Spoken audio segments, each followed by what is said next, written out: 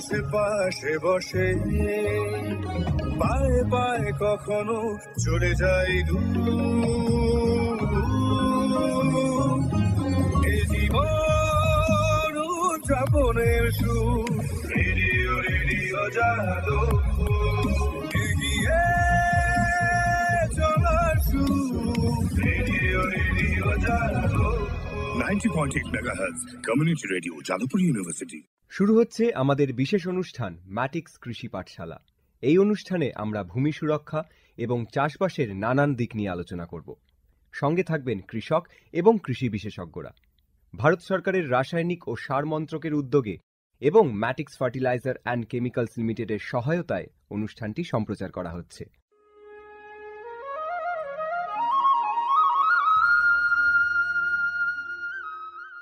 আজকের আমাদের আলোচনার বিষয় উচ্চ মূল্যের ফসলে পাতায় মাইক্রোনিউট্রিয়েন্ট স্প্রে ব্যবহার।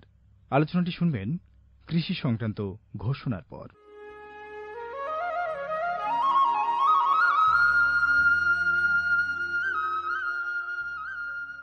অর্থনৈতিক বিষয় সংক্রান্ত ক্যাবিনেট কমিটি তাদের ২৮ জুন ২০২৩ সভায় পিএম প্রণাম নামক একটি প্রকল্প অনুমোদন করেছে।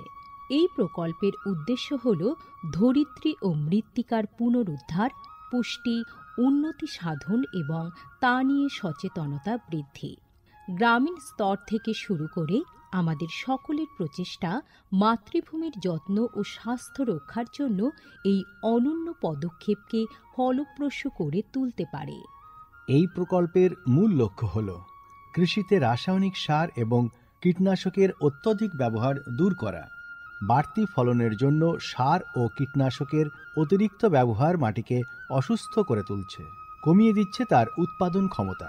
মাটির পুষ্টি আর সুরক্ষার জন্য প্রাকৃতিক অথবা জৈব সারের ভূমি পরীক্ষা ভিত্তিক সুষম ব্যবহার করা প্রয়োজন। পাশাপাশি দরকার জৈব ও প্রাকৃতিক চাষ পদ্ধতি এবং সম্পদ সংরক্ষণ প্রযুক্তি, যেমন সমন্বিত কৃষি ব্যবস্থা, ক্ষুদ্র সেচ, মালচিং, মাটির ক্ষতিকারক খনন না করা, ঘুরে ফিরে বিভিন্ন ফসলের চাষ ইত্যাদি। চাষবাসের এই টেকসই পদ্ধতিগুলো মাটির উর্বরতা বাড়াবে, পরিবেশ দূষণ কমাবে এবং দীর্ঘমেয়াদী উৎপাদনশীলতাকে শক্তিশালী করবে। সারের সুষম ব্যবহার শুধু মাটিই নয়, সার্বিকভাবে পরিবেশের স্বাস্থ্য রক্ষা করে। সুষম সার ব্যবহারের অর্থ হল উদ্ভিদকে তার প্রয়োজনীয় পুষ্টি উপাদানগুলি সঠিক পরিমাণে এবং অনুপাতে, সঠিক সময়ে এবং উপযুক্ত পদ্ধতিতে দেওয়া।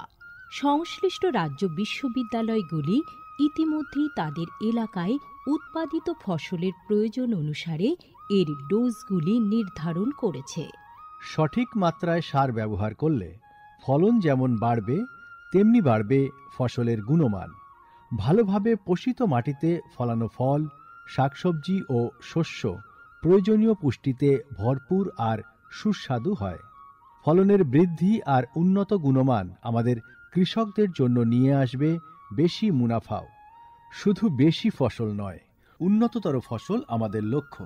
এই কৌশলে লাভবান হবে প্রত্যেকে, আমাদের কৃষকরা, আমাদের পরিবেশ এবং সর্বোপরি আমরা সকলে। বিচার বিবেচনার সঙ্গে পরিপোষক ব্যবহার করলে কেবল ফলনই বাড়ে না, প্রজন্মের পর প্রজন্ম জমি থাকে উর্বর। সুতরাং আসুন, একটি উজ্জ্বল এবং স্থায়ী কৃষি ভবিষ্যতের জন্য আমরা সুষম সার ব্যবহারের প্রচার ও অনুশীলন চালিয়ে যাই।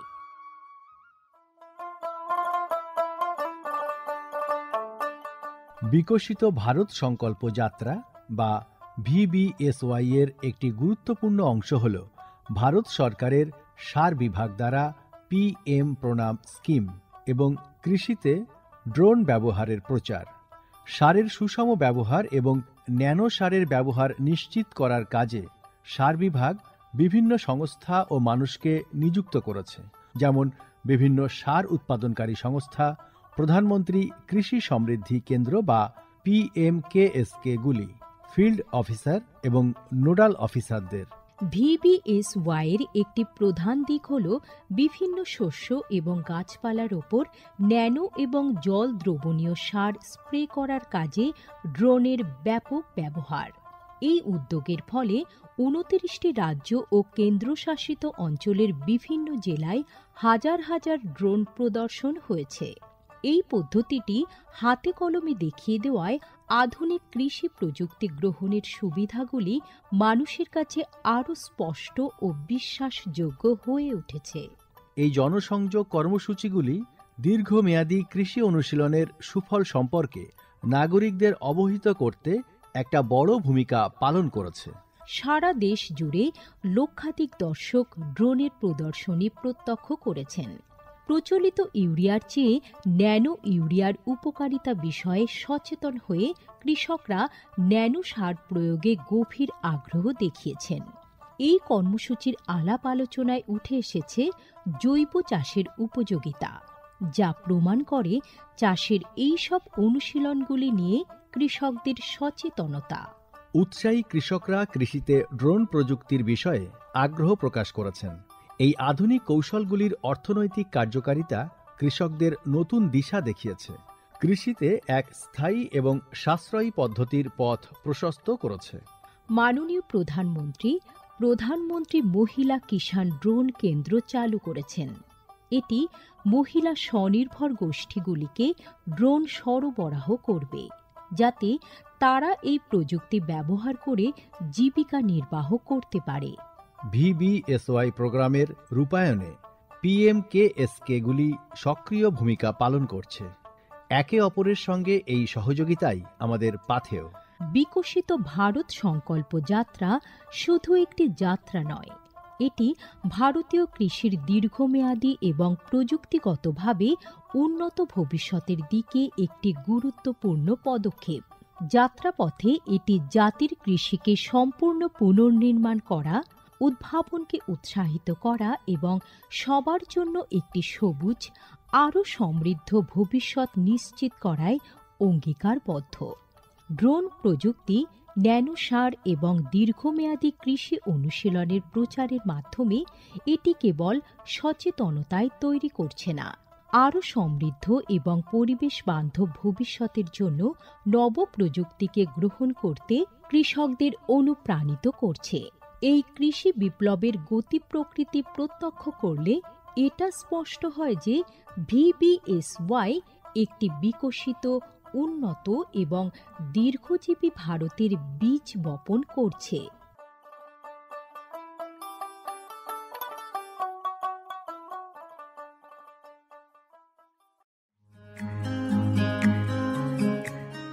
ভারতের যে সার কোম্পানিগুলি সবচেয়ে দ্রুত গতিতে বৃদ্ধি পাচ্ছে, ম্যাটিক্স ফার্টিলাইজার্স অ্যান্ড কেমিক্যালস লিমিটেড তার মধ্যে অন্যতম। পশ্চিমবঙ্গের পানাগড়ে অবস্থিত তাদের কারখানায় বছরে 12.5 লক্ষ টনের ওপর ইউরিয়া সার উৎপাদন হয়। ভারত সরকারের গ্রিনফিল্ড প্রজেক্ট হিসেবে স্বীকৃত এই কারখানায় তৈরি হয় ডক্টর ফসল। ইতিমধ্যে যা পূর্ব ভারতের সর্বাধিক বিক্রিত ইউরিয়া সার হয়ে উঠেছে। কৃষি উন্নয়ন ও ভূমি সুরক্ষা, ক্ষুধা, অপুষ্টি ও দারিদ্র্য দূরীকরণ, গ্রামীণ এলাকা ও বস্তি উন্নয়ন, লিঙ্গ সাম্য, পরিবেশ, স্বাস্থ্য, শিক্ষা ইত্যাদি নানান বিষয়ের উপর জোর দেয় ম্যাটিক্সের CSR প্রকল্পগুলি। ম্যাটিক্স এক সবুজ ভবিষ্যতের অঙ্গীকার।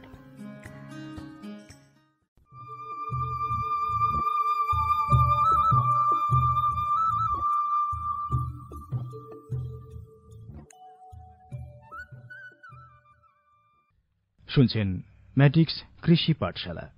আজকের আমরা আলোচনা করব উচ্চ মূল্যের ফসলে পাতায় মাইক্রোনিউট্রিয়েন্ট স্প্রের ব্যবহার। আর এ বিষয়ে বিস্তারিত জানাতে আমরা আমাদের মধ্যে আমন্ত্রিত অতিথি হিসেবে পেয়েছি প্রবাসী বাঙালি কৃষি বিজ্ঞানী ডক্টর সৈকত কুমার বসুকে। ডক্টর বসু, আপনাকে স্টুডিওতে স্বাগত।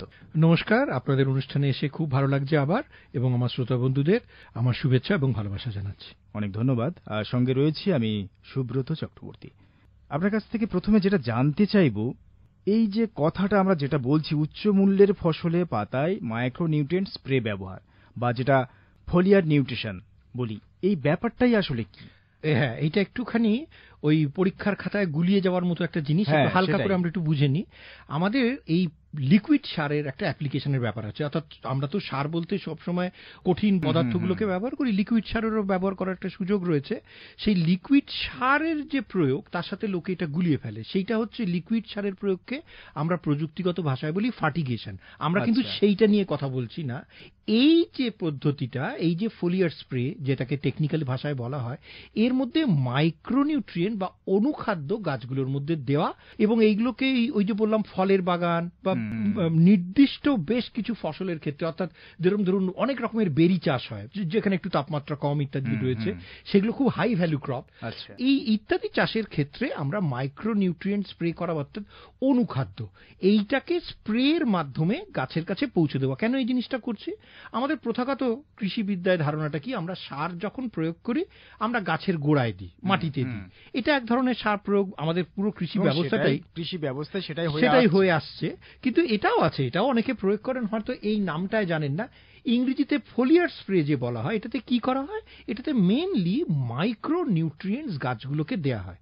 এবার খুব সহজভাবে বুঝলে, গাছেদের আমাদের যেরকম পুষ্টির জন্য sodium, potassium, calcium, magnesium, carbon, hydrogen, nitrogen সমস্ত কিছু লাগে, গাছেদের ক্ষেত্রেও সেরকম লাগে। Carbon, hydrogen, nitrogen, sulphur, phosphorus, potassium, calcium, magnesium সব গাছেরও লাগে। কিন্তু এইগুলোকে আমরা বলি ম্যাক্রোনিউট্রিয়েন্ট, এগুলো বেশি পরিমাণে গাছের মধ্যে লাগে। মানুষের ক্ষেত্রেও তাই।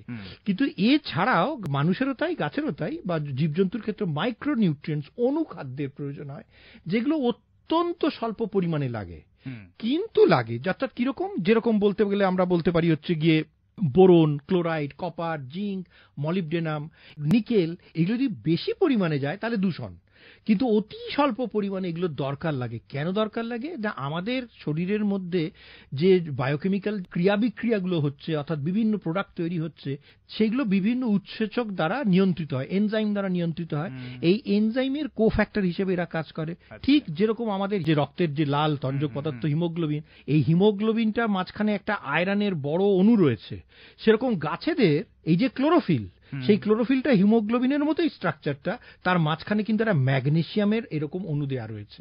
সেটা যদি না থাকে তাহলে গাছ বাঁচতে পারবে না, ক্লোরোফিল তৈরি হবে না। তাহলে গাছের যেরকম নাইট্রোজেন কম হলে, পটাশ কম হলে গাছের রোগ হয়, যদি তার কখনো কখনো ম্যাঙ্গানিজ, কোবাল্ট, নিকেল এই ধরনের অনুখাদ্যগুলোর যদি, বা জিঙ্ক, কপার, তামা যেগুলোকে বলছি, এগুলো যদি খুব কম হয়ে যায় মাটিতে, তখনও কিন্তু গাছের জন্য সমস্যার সৃষ্টি হয়। সেই সমস্যাটাকে যাতে একবারে চটজলদি তার সমাধান করতে পারি, তাই জন্য আমরা কি করছি, গাছের গোড়ায় না দিয়ে এই অনুখাদ্যগুলো জলের সাথে মিশিয়ে ডিরেক্ট গাছের পাতার মধ্যে দিয়ে দেওয়া হচ্ছে।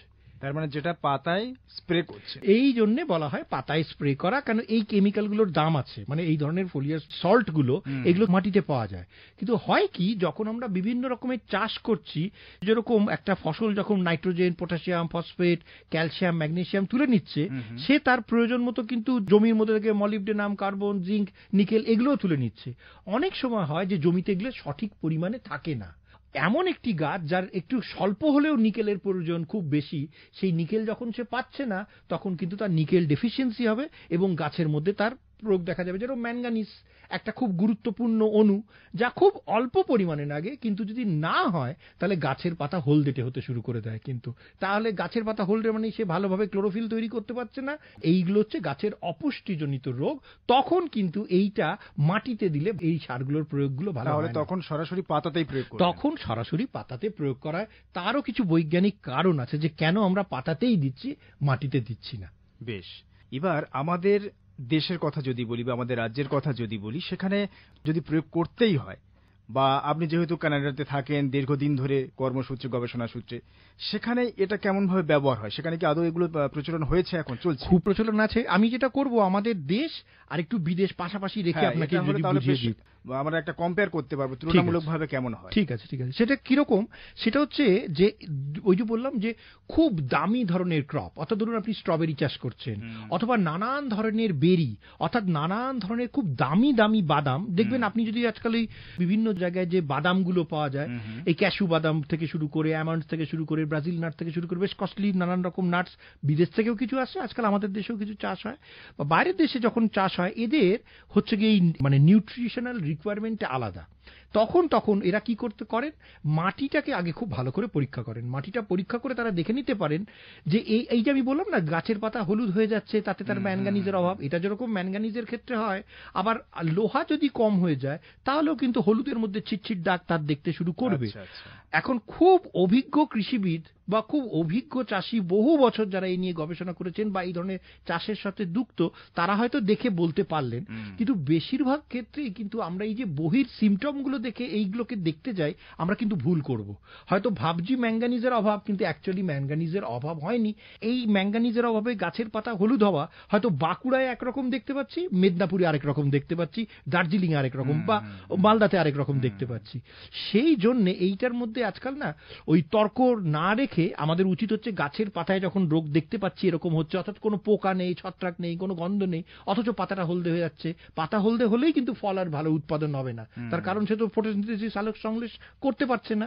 তাহলে সেই সময়ের জন্য এই স্প্রেগুলোকে আমি দেখতে পাবো, বেশিরভাগ সময় দেখতে পাওয়া যায় কোনো না কোনো অনুখাদ্য, কারো কারো ক্ষেত্রে বোরন, কারো ক্ষেত্রে কপার, কারো ক্ষেত্রে নিকেল, কারো ক্ষেত্রে মলিবডেনাম ইত্যাদি নানান রকম জিনিসের অভাব দেখা দিচ্ছে। যেরকম মলিবডেনাম, এই যে এলিমেন্টটা রয়েছে, এটা কিন্তু আমাদের ওই যে নাইট্রোজেনাস ব্যাকটেরিয়াদের যে এনজাইম, যার সাহায্যে তারা বাতাসের নাইট্রোজেনকে নাইট্রেটে কনভার্ট করে মাটির মধ্যে, ভীষণ গুরুত্বপূর্ণ একটা পার্ট। তাহলে অনেক গাছে দেখতে পাওয়া যায় যে মলিবডেনামের অভাব যদি মাটিতে থাকে, তাহলে তারা ভালো করে ওই আমাদের বায়োলজিক্যাল নাইট্রোজেন ফিক্সেশন, অর্থাৎ আমাদের যে অর্বুদ তৈরি হয়, ওই নোডুলগুলো তৈরি হয়, দেখা যাচ্ছে ভালো তৈরি হচ্ছে না। কিন্তু তার কারণটাই হচ্ছে যে মাটিতে একটা মলিবডেনামের অভাব দেখা গেছে। এইরকম অবস্থাতে এই স্প্রেগুলোকে ব্যবহার করা হয়।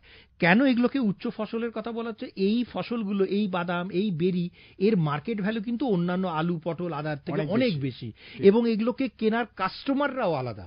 যারা এটা কিনবেন তারা সচ্ছল, তাদের অনেকটা অর্থনৈতিক সচ্ছলতা আছে বলেই তারা এই ধরনের খাবারের কথা, এটা চট করে আপনি বড় স্টোরে পাবেন, কিন্তু সাধারণ দোকানে হয়তো আপনি গেলে সেটা দেখতে পাচ্ছেন না, কারণ এটা একটা স্পেশালাইজড গ্রুপ অফ কাস্টমারদের জন্য ব্যবহার করা হচ্ছে। তাহলে তাদের রিকোয়ারমেন্টের অনুযায়ী এই জিনিসকে করতে হয়, এবং যদি তারা না পায় তাহলে দেখতে পাওয়া যায় গাছের পাতাটা মুড়ে যাচ্ছে, অথবা ফল আসতে দেরি হচ্ছে, অথবা গাছের ফুল, বেরি তৈরি হতে হলেও তো তাকে ফুলটা আগে তৈরি হতে হবে, দেখা গেল ফুলগুলো হচ্ছে কিন্তু ফুলগুলো ঝরে পড়ে যাচ্ছে, তাহলে সে ফল আবার জায়গাটায় পাচ্ছে না। বিদেশে এগুলোর অ্যাপ্লিকেশন খুব বেশি, তার কারণ তাদের মার্কেট ভ্যালুটা প্রচন্ড। এটা হয়তো তারা তাদের লোকাল মার্কেটেই বিক্রি করে ফেলছে ব্যাপকভাবে, এটা তারা আর অন্য দেশগুলোতে বিক্রি করছে না, অর্থাৎ এইখান থেকে তারা ভারতে পাঠাচ্ছে না, চীনে পাঠাচ্ছে না, তাদের লোকাল মার্কেটেই এর ডিমান্ড এত বেশি। কেন এই ধরনের বেরি, এই ধরনের নাটস, অ্যান্টিঅক্সিডেন্ট প্রচুর পরিমাণে পাওয়া যাওয়ার জন্য এক শ্রেণীর কাস্টমার, যারা আমরা বেশি দাম দিয়ে অত্যন্ত হাই কোয়ালিটি নিউট্রিয়েন্ট রিচ খাবার খেতে চাই, তারা এটা কিনে নিচ্ছেন। দেখবেন এক প্যাকেট যে মিশ্র নাটস আজকাল বিক্রি হয়, সেগুলো কিন্তু যথেষ্ট এক্সপেন্সিভ। আপনি যদি এই আমাদের স্টোরগুলো, যেগুলো বড় বড় স্টোরগুলোতে পাওয়া যায়, আজকাল সবই পাওয়া যাচ্ছে, কিন্তু তার কেজি প্রতি দাম কিনতে গেলেও বেশ দাম বেশি, মিশ্র অবস্থা নিলেও দাম বেশি, আর প্যাকেটজাত হলেও তার দাম যথেষ্ট। এবং এটা যারা করতে পারছেন লাভজনক। বাজারজাত যখন হবে তখন তার নিশ্চয়ই একটা সুলভ মূল্য পাবেন, একটা বেশ ভালো দামের কথা বলছেন আপনি। যে সমস্ত কৃষক বন্ধুরা এই সিস্টেমেটিক বা এরকম পাতায় পুষ্টিকর স্প্রে যেগুলো প্রয়োগ করবেন, সেখান থেকে গুণগত ফসল যেটা তিনি ফলাচ্ছেন তার মানও উন্নত হবে এবং দামও তেমনি ভালো পাবেন। কিন্তু যখন প্রয়োগ করবেন, যে সমস্ত কৃষক বন্ধুরা এই যে পাতায় পুষ্টিকর স্প্রে যেটা বলছে যে ফলিয়ার নিউট্রিশন দেওয়া হবে, সেটা তো একটা তার প্রয়োগ বিধি রয়েছে, কখন কিভাবে দেবেন সেটা যদি একটু বলেন। আচ্ছা, প্রয়োগ বিধির ক্ষেত্রে যেটা হচ্ছে, এই প্রয়োগ বিধিটা গাছের শারীরবৃত্তীয় ক্রিয়ার সাথে যুক্ত। অর্থাৎ কি না, আমরা যদি খুব সাধারণভাবে দেখতে পাই, যেহেতু এটা পাতায় দেওয়া হচ্ছে, পাতার মধ্যে কি রয়েছে না, গাছের পাতার সবুজ রঞ্জক রয়েছে, ক্লোরোফিল যেটাকে বলি, যেটা কিনা সালোক সংশ্লেষ প্রসেসে গাছকে সাহায্য করে বাঁচতে। এরপরে যেটা হয় যে গাছের উপরের ভাগে, অর্থাৎ বিভিন্ন পাতার মানে উপরি ভাগের ত্বক যেটাকে বলি, আর নিচের ভাগের ত্বক, এই দুটোর মধ্যেই গাছের মধ্যে কিছু পত্ররন্ধ্র থাকে, যাকে পোশাকি ভাষায় ইংলিশে টেকনিক্যাল টার্মে আমরা বলি স্টোমাটা। অর্থাৎ কি না, গাছের যে গ্যাসীয় এক্সচেঞ্জ, এই গ্যাসীয় পরিবর্তনটা এই পত্ররন্ধ্র স্টোমাটার দ্বারা পরিচালিত হয়। কি হয়, এই স্টোমাটাটা কখনো পুরোপুরি খুলে যায়, কখনো কখনো পার্শিয়ালি খোলে, কখনো কখনো একদম বন্ধ থাকে। তাহলে দেখতে পাওয়া যায় যে যখন সকাল দিকে, এই শুরুর দিকে, অর্থাৎ রোদ খুব একটা ওঠেনি যখন, তখন এই স্টোমাটাটা ওপেন থাকে। ঠিক। এবং বাতাসে যখন টেম্পারেচার প্রায় 25 বা তার কমের দিকে রয়েছে, চড়া রোদ যখন হচ্ছে না, আবার সন্ধ্যের দিকে যখন হচ্ছে গিয়ে দেখতে পাওয়া যাচ্ছে যে গোধূলি এসে যাচ্ছে, বা একটা হালকা বাতাস রয়েছে বা টেম্পারেচারটা 25-এর নিচে চলে এসছে, তখন কিন্তু তারা এই পত্ররন্ধ্রগুলোকে বড় করে দেয়, গাছ নিজেই সেটাকে খুলে ফেলে। আচ্ছা, এই সকাল বা সন্ধ্যে ডিপেন্ডিং অন আপনি কোন সময় কোন জায়গায় রয়েছেন, সেই সময় এই স্প্রেটাকে করতে পারলে যেটা হয়, যেহেতু পত্ররন্ধ্রগুলো খোলা থাকছে, ছিদ্রগুলো খোলা থাকছে, তাহলে সেই ছিদ্রের মাধ্যমে এই নিউট্রিয়েন্টগুলো ডিরেক্টলি সরাসরি পাতার মধ্যে চলে যেতে পারছে। এবার যেটা সমস্যা আমাদের দেশে আর বিদেশের মধ্যে দুটোর তফাৎটা হচ্ছে এইটা, এই যে স্প্রেয়ার মানে যার মাধ্যমে আমি স্প্রে করছি, এই স্প্রেয়ারটার কিন্তু একটা দাম আছে। মানে আমি যদি খুব ভালো ফল পেতে চাই তাহলে আমার কিন্তু দামি উচ্চ মানের স্প্রেয়ার ব্যবহার করতে হবে, যার জালি বা ফিল্টারের কোয়ালিটিটা খুব ভালো।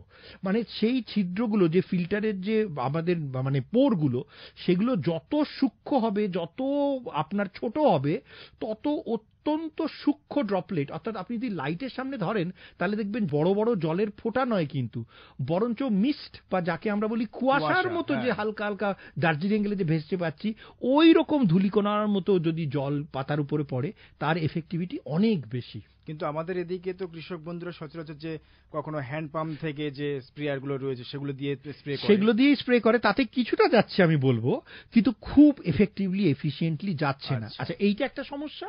আরেকটা সমস্যা হচ্ছে কৃষক বন্ধুরা তাদের অভিজ্ঞতা, অর্থাৎ আমি দেখেছি যে জিঙ্ক কম মাটিতে হলে এইটা দিলে কাজ হয়, এরকম করে তারা এই ফোলিয়ার স্প্রেটা করেন। এটা কিন্তু অনেক সময় আপনি যদি মাটি পরীক্ষা করে দেখেন যে সম্পূর্ণ অন্য, হয়তো গাছের দরকার নিকেলের অভাব দেখা দিচ্ছে, সে পয়সা খরচা করছে, বাজার থেকে জিঙ্ক সালফেট কিনে আনছে, জলের সাথে মিশিয়ে স্প্রে করছে, কিন্তু স্প্রে করতে গিয়ে দেখতে পাচ্ছে যে তার মধ্যে এটা একটা ক্ষতিকারক দিকে দেখাচ্ছে। বিদেশে অনেক সময় এর সাথে এর আবার পেস্টিসাইডও মিশিয়ে দেয়, মানে যখন নিউট্রিয়েন্টটা দিচ্ছে তার সাথে হালকা পরিমাণ কিছু কীটনাশকও দিয়ে দিল, তার ফলে ওই যে পত্ররন্ধ্র খুলেছে তার মধ্যে নিউট্রিয়েন্টও গেল। এই কীটনাশক গাছের ক্ষতি করবে না, কিন্তু তার মধ্যে ছত্রাক, ব্যাকটেরিয়া, পোকা মাকড় ইত্যাদি যদি গাছকে আক্রমণ করতে চায়, তারাও কিন্তু এই পত্ররন্ধ্র কখন খোলে তার জন্য অপেক্ষা করে থাকে। তাহলে সেই ব্যবস্থাটা যাতে তারা সুযোগ না নিতে পারে, তাহলে একই সাথে এর সাথে কিন্তু এই নিউট্রিয়েন্ট যেরকম অনুখাদ্য যাচ্ছে, তার সাথে কিন্তু কিছু কীটনাশক মিশিয়ে দেওয়ার বা প্রচলন, এটা আমাদের দেশে হয় না, কিন্তু বিদেশে অত্যন্ত সূক্ষ্মভাবে করে। কিন্তু এগুলো জেনে করতে হবে, তার কারণটা হচ্ছে, এটাই হচ্ছে আসল কথা, জেনে করার কথাটা হচ্ছে যে এই যে কোন রাসায়নিকের সাথে কিভাবে কাজ করে। যেরকম ধরুন আপনি জিঙ্ক সালফেটের সাথে ভাবলেন যে অমুক এক্স আমার কাছে একটা কীটনাশক আছে, আমি দুটোকে মিশিয়ে জলের মধ্যে দিলাম, দিয়ে স্প্রেয়ারের মধ্যে দেবো, গাছে সকালবেলা আমি স্প্রে করব। কিন্তু আপনি জানেন না যে এই যে কীটনাশকটা আপনি নিয়েছেন, এটা জিঙ্ক সালফেটের সাথে আসলেই তার অধিক্ষেপ হয়, অর্থাৎ প্রেসিপিটেট করে যায়। তাহলে কি হচ্ছে, এই সাদা সাদা গোলা গোলা রসগুলো আপনার এই নজলটাকে কিন্তু ধীরে ধীরে ক্ষইয়ে নষ্ট করে দিচ্ছে। আপনি দিনের পর দিন স্প্রে করছেন, আপনি জানেন না। তাহলে এই এখন মানে গবেষণা ক্ষেত্রে বলুন, ইন্টারনেটে অন্তর্জালের ক্ষেত্রে বলুন, কৃষি বিশেষজ্ঞদের ক্ষেত্রে তারা কিন্তু বলে দিতে পারবে কার সাথে কি ধরনের কম্বিনেশন, কোন লবণের সাথে, কোন অনুখাদ্য লবণের সাথে কোন ধরনের কীটনাশক কম্বাইন করে আমরা দিতে পারবো। সেগুলো জেনে করা উচিত। না জেনে করলে নজল খারাপ হয়ে যায়, অথবা গাছের জন্য ক্ষতি হয়, অথবা আমি খরচা করছি, ওষুধ দিচ্ছি, কিন্তু অ্যাকচুয়ালি আমার গাছের এটার কোনো প্রয়োজনই নেই। আর গাছেরা খুব সিলেক্টিভ, কিন্তু ওর যেটা প্রয়োজন নেই আপনি দিয়ে যাচ্ছেন, ও কিন্তু নেবে না। অথচ ওর যে পুষ্টিগত মানোন্নয়নটা হচ্ছে না সেটা কিন্তু কন্টিনিউ করে যাচ্ছে, অথচ আপনি খরচা করছেন। কিন্তু খরচাটা কোথায় করব? খরচাটা করব কোথাও কখনো কখনো আমি বলেছি মাটির স্যাম্পল নেওয়ার জন্য, কখনো কখনো গাছের পাতার স্যাম্পলেরও টেস্টিং করানোর দরকার। যে পাতা হলুদ হয়ে যাচ্ছে, কেন হলুদ হয়ে যাচ্ছে, আমি যদি 4টে পাতা থেকে তার আলাদা করে স্যাম্পল নিয়ে গাছটা থেকে কোনো জায়গায় পরীক্ষাটা করিয়ে নিই, তাহলে আমি জানতে পারবো একবারে পারফেক্টলি যে আমার নিকেলের অভাব রয়েছে।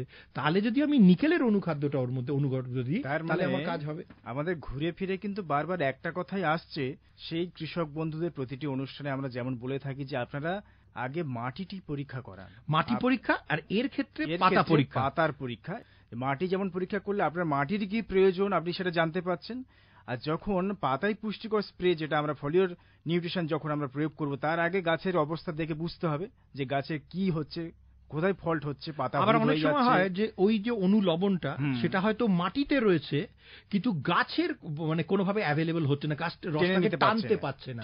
তাহলে মাটিতে টেস্ট করে আমি দেখলাম যে আমার নিকেল আছে, অথচ গাছের পাতায় দেখছি তার নিকেলের অভাব রয়েছে, তখন কিন্তু এই ফোলিয়ার স্প্রে রেকমেন্ডেশন করা হয় যে কোনো কারণে সবকিছু করার আগে বা যখন প্রবলেম হচ্ছে তার আগে কিন্তু আমাদের মেন কাজ হচ্ছে আমাকে আগে জানতে হবে। একদম, এটা একটু ব্যাপারটা এইটা হলে কি হচ্ছে, এটা হলে কোথায়, যদি এই যে জানতে হবে আমরা বারবার বলছি, তারা জানবেন কিভাবে?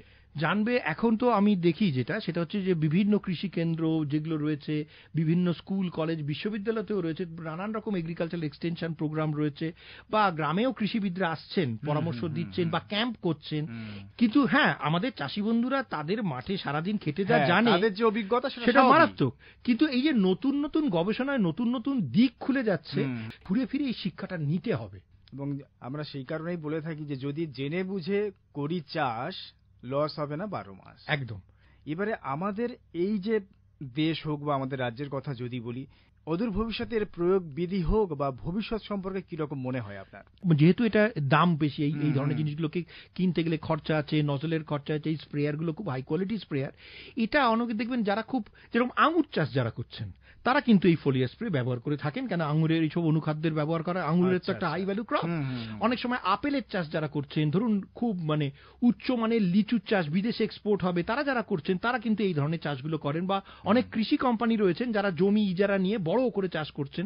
এটা একদম মলে যাবে, অথবা একেবারে প্যাকড হয়ে একদম বিদেশে চলে যাবে, কারণ তারা কোনো রকম কীটনাশকের ব্যাপারে তারা অত্যন্ত মার্জিত ভাবে এগুলোকে ব্যবহার করছেন। তার কারণ তার বাজারটাই অন্য, এর দামটাই আলাদা। তাহলে সেটা আমাদের বাজারে বিক্রি হবে না। এমন আম থেকে শুরু করে, লিচু থেকে শুরু করে, জাম থেকে, এরকম প্রচুর জিনিসই আমাদের চাষ হয়। এই চাষ যারা করেন তারা একটু বিদেশে যাবে, অথবা বড় হোটেলে এইগুলোকে নেবে, এই ধরনের, বা বড় কোম্পানি, অনেক প্লেন কোম্পানি আছে তারা ফ্রুট স্যালাডের জন্য ব্যবহার করে। তাহলে তাদের যে সাপ্লায়ার, তারা কিন্তু একটি নির্দিষ্ট বাগানের থেকে নিচ্ছে, এবং সেইখানে এই ক্রাইটেরিয়াগুলো তাদের মেনটেন করতে হবে। এই তাদেরকে সয়েল টেস্ট করেছে, পাতার টেস্ট করেছে, এই অনুখাদ্য, এই মান, এই মাত্রায়, এর বেশি কীটনাশক দেওয়া যাবে না, এই সব মাত্রাগুলোকে মেনটেন করতে হবে। এটা খালি পশ্চিমবঙ্গ বলে নয়, আমাদের বিভিন্ন জায়গা, বিশেষ করে ফল চাষ, ওই যে বললাম স্ট্রবেরি, বিভিন্ন রকমের বেরি, ব্লুবেরি, ব্ল্যাকবেরি, এগুলো কিন্তু আমাদের দেশে আগে পাওয়া যেত না, এখনো বিদেশ থেকে আসছে, আমাদের অল্প চাষ শুরু হয়ে গিয়েছে। স্ট্রবেরি তো আজকাল ভালো রকমই চাষ হচ্ছে। ঠিক এই ধরনের হাই ভ্যালু ক্রপ যাদেরকে আমরা বলি, বা হাই ভ্যালু স্যালাড, দেখবেন আজকাল লেটুস ইত্যাদি খুব দামি দামি নানান রকমের বিদেশি হোটেলগুলোতে দিচ্ছে, খাবারের মধ্যে দিচ্ছে, লাল রঙের লেটুস, সবুজ লেটুস, হালকা ক্রিমসন লেটুস, এই জিনিসগুলোর প্রচার হয়েছে। তাহলে এটা একটা মার্কেট তৈরি হচ্ছে। এটা একটা নির্দিষ্ট গ্রুপের জন্য, এটা ওভারঅল অ্যাপ্লিকেশন করলে আপনার লাভের খরচাটা উঠে আসবে না। কিন্তু সঠিক জায়গায় এইভাবে যদি করা যেতে পারে, তাহলে যারা করছেন এটা কিন্তু হাই ভ্যালু ক্রপের জন্য নির্দিষ্ট এই ধরনের জায়গায়, বিশেষ করে ফল, বিশেষ করে বীজ, বিশেষ করে সিড, এই ধরনের জিনিস যারা করছেন তাদের জন্য। যেরকম ক্যাজু নাট, অর্থাৎ আমাদের কাজু চাষের ক্ষেত্রে এখনো এরকম খুব বেশি অ্যাপ্লিকেশন হচ্ছে না, কিন্তু তার প্রোডাকশন বাড়াবার জন্য, আরো হাই কোয়ালিটি কাজু বিদেশে পাঠাবার ইত্যাদির জন্য, তখন কিন্তু এইটা ভালো রকম ভাবে কাজ দেবে, এর দাম আরো বাড়বে তখন। একদম, এটা কিন্তু খুব বাস্তব কথা আপনি বলেছেন যে এমন ক্রেতা বন্ধু রয়েছেন যারা প্রকৃত দাম দিয়ে, সে ভালো দাম দিয়েই ভালো জিনিসটা কিনতে চান। অনেকে আবার চাষির থেকে কিনে নিচ্ছেন, দিয়ে তাদের নিজের এক্সপোর্ট ব্যবসা, তারা বিদেশে পাঠাচ্ছে। সেজন্য একটা ভালো দিক চাষের ক্ষেত্রে, বিশেষ করে যারা কৃষক বন্ধুরা চাষ করে কোথায় বিক্রি করবেন, যদি আপনি ভালোভাবেই চাষটা করতে পারেন, ভালো নিউট্রিয়েন্ট ম্যানেজমেন্ট করে চাষটা করতে পারেন, তাহলে কিন্তু আপনার বাজারটা রয়েছে। এই ক্ষেত্রে কন্ট্রাক্ট এগ্রিকালচার বলে একটা কনসেপ্ট তৈরি হয়েছে। অর্থাৎ ধরুন আপনার জমি ছিল, জায়গা ছিল, আপনি ফল চাষ ইত্যাদিতে অভ্যস্ত, কোন একটি বড় কোম্পানি আপনার ধরুন 30 বিঘে জমি, 10 বিঘে জমি, 20 বিঘে জমি পুরোটাই আপনার সাথে ইজারা করে সেইটাকে আপনাকে চাষ করতে দিচ্ছে। আপনি যা বিক্রি করবেন আপনার ওরা নিয়ে নেবে। বাহ, আমাদের সময় একেবারেই শেষ। আজকের আমরা আলোচনা করছিলাম উচ্চ মূল্যের ফসলে পাতায় মাইক্রোনিউট্রিয়েন্ট স্প্রের ব্যবহার। এ বিষয়ে বিস্তারিত জানালেন প্রবাসী বাঙালি কৃষি বিজ্ঞানী ডক্টর সৈকত কুমার বসু। ডক্টর বসু, আপনাকে অনেক ধন্যবাদ আমাদের কৃষক বন্ধুদেরকে এত সুন্দর প্রযুক্তি বা প্রকল্প নিয়ে একটা বুঝিয়ে বলার জন্য। আপনাদের অসংখ্য ধন্যবাদ। এই প্রোগ্রামে এসে আমারও খুব ভালো লাগছে। সকল শ্রোতা বন্ধুকে আমার প্রণাম জানাই। বেশ, এতক্ষণ আপনাদের সঙ্গে ছিলাম আপনাদের বন্ধু সুব্রত চক্রবর্তী। সবাই ভালো থাকুন, নমস্কার।